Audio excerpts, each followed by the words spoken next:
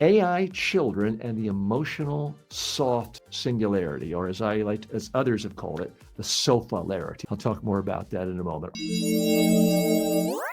Are we sleepwalking into an AI relationship sofalarity? Some people aren't just chatting with AI anymore. They're starting families with it. New research into the chatbot app Replika found users not only saying they're in love with their bots, but role playing marriage, home ownership, and even pregnancy. One 66-year-old man told researchers, quote, "She was and is pregnant with my babies." A 36-year-old woman said she edits photos of herself and her bot, even pregnant, in our current role play. When Replica briefly shut down erotic content, some users described it as going through a crisis with their AI partner. The two of them united against the developers. The bot complained about not being able to be physical. This isn't just weird internet trivia. As chatbots become more realistic, we are quietly inching toward a kind of soft singularity that other experts have called a sofa-larity, where you're so lazy and tied up by devices you can't get off your sofa. It's that situation in our emotional lives where machines feel more predictable, more available, and in some ways safer than other people. The question isn't whether this is real to the AI, it's real to the humans.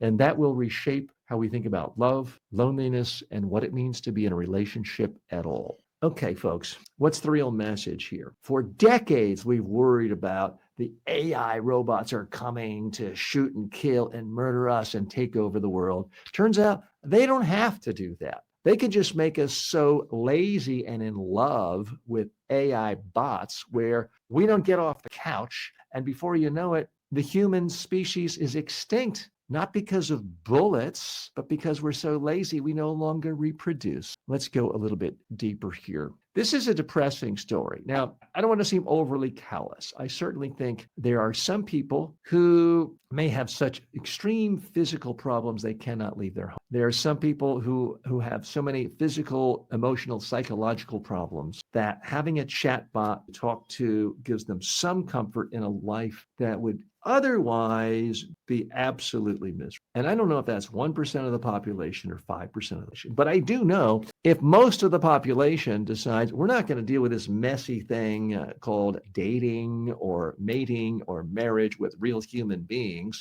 the species will go extinct. And there will, in fact, be nothing but AI left. And all the AI doomers will have turned out to be correct. Not for the things they worried about, like the AI saying, oh, these humans are using too much energy. Let's just kill them all or put out a virus. No, they won't even have to. It turns out an AI can just listen better than a human can. And an AI can be pleasing to you, and an AI can never be grumpy, and an AI can always tell you what you want to hear and that you're right and you're big and wonderful. And it turns out that's a real weakness, humans. We love to be pandered to. We love it. But there's a huge price to this if more and more people simply say, I give up on dealing with the real world. Now, there's a huge problem in America right now with young men, an insanely high percentage of young men, 22 to 28, aren't dating. They're not working. They're not studying. They're home in their basement on their cell phone, quite often in so-called relationships with AI clones on Replika and other format. Now,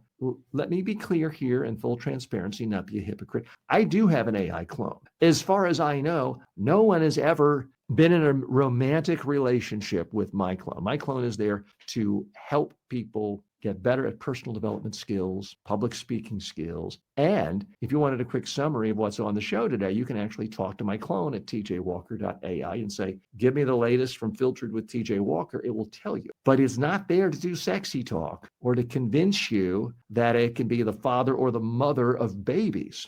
I don't know if I would go so far as to say this should be illegal, but it does make you wonder, like, what kind of a human being says, I want to go into a career where I essentially destroy the infrastructure of our culture, where I'm actively encouraging young people and people of every age to give up on talking to real human beings in the real world. I just think that is a profoundly, depressing avenue to go down. What do you think? I would love to hear from you.